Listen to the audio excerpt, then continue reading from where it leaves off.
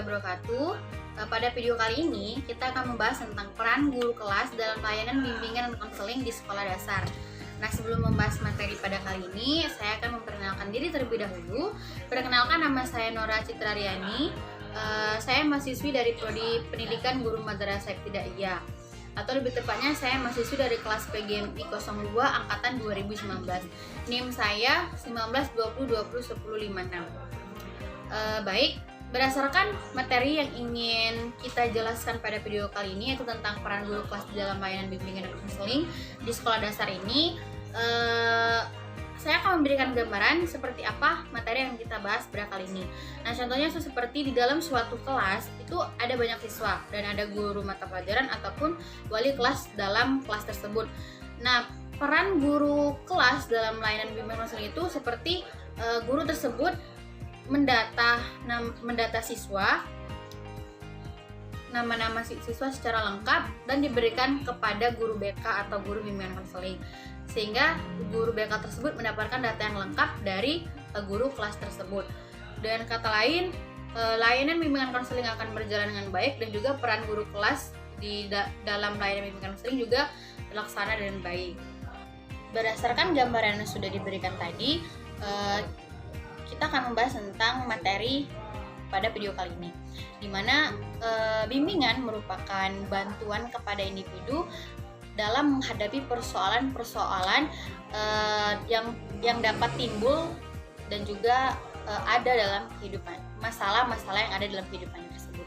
Atau dengan kata lain, atau lebih tepatnya itu, bimbingan dan konseling ini adalah salah satu komponen yang penting untuk proses pendidikan sebagai suatu sistem dalam mengatasi permasalahan-permasalahan yang ada dalam diri siswa di sekolah tersebut.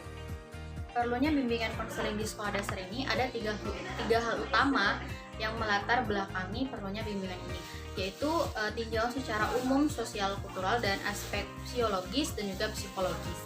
Nah, secara umum, latar belakang perlunya bimbingan dan bimbingan ini berhubungan erat dengan pencapaian tujuan pendidikan nasional, yaitu meningkatkan kualitas sumber daya alam manusia di Indonesia, di mana meningkatkan kualitas sumber daya alam manusia di Indonesia ini yaitu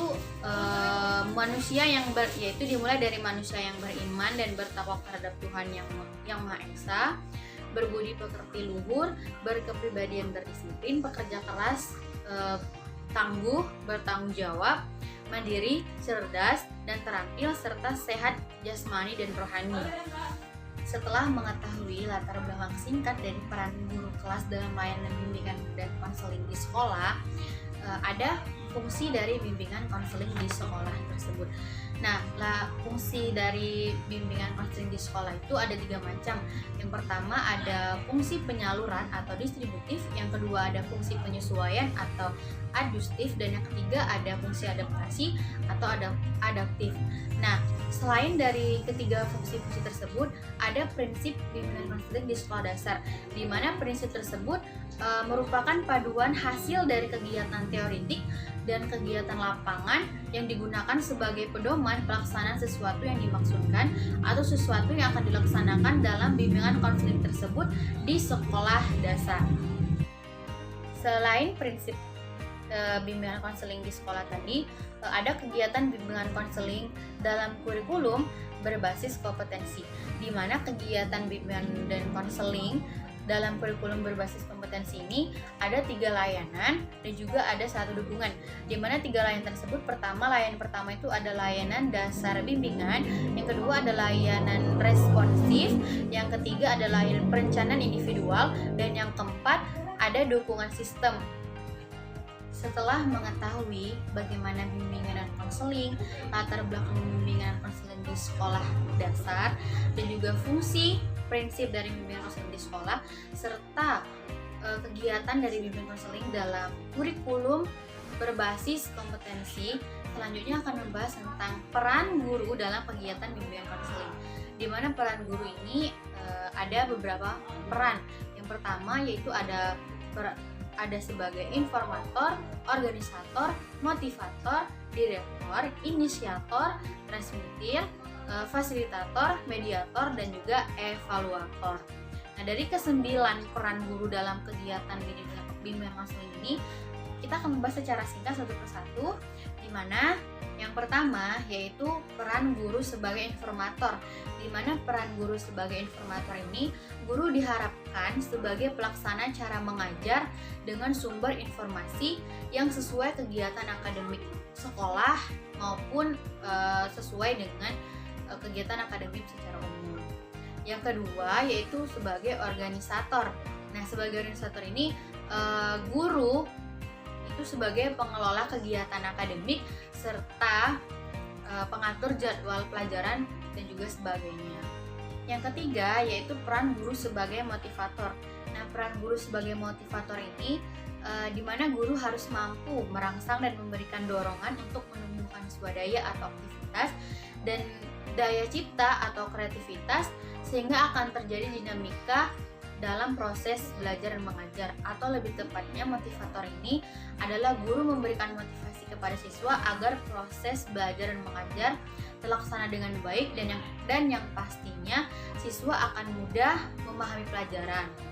Yang keempat yaitu peran guru sebagai direktur, di mana direktur ini guru harus dapat membimbing dan mengarahkan kegiatan belajar siswa sesuai tujuan yang dicita-citakan. Nah, sedangkan peran yang kelima yaitu inisiator, di mana peran inisiator ini guru sebagai pencetus ide dalam kegiatan belajar dan mengajar. Yang keenam yaitu peran guru sebagai transmitter, di mana peran guru sebagai transmitter dalam layanan bimbingan konseling ini yaitu guru bertindak sebagai penyebar kebijaksanaan dalam pendidikan. Sedangkan yang ketujuh yaitu peran guru sebagai fasilitator, di mana peran guru sebagai fasilitator ini dalam layanan bimbingan konseling, guru memberikan fasilitas untuk kemudahan dalam proses belajar dan mengajar. Sedangkan yang kedelapan yaitu mediator. Nah, peran guru sebagai mediator dalam bimbingan dan konseling ini, guru sebagai penengah dalam kegiatan belajar siswa. Peran yang kesembilan atau peran yang terakhir yaitu evaluator, di mana peran guru sebagai evaluator dalam layanan bimbingan konseling ini, guru mempunyai otoritas untuk menilai prestasi anak dan juga guru dapat menentukan bagaimana anak didiknya berhasil atau tidak dalam proses belajar mengajar.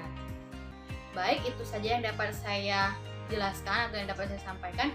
Lebih dan kurang saya mohon maaf. Pada Allah saya mohon ampun. Saya akhiri. Wassalamualaikum warahmatullahi wabarakatuh.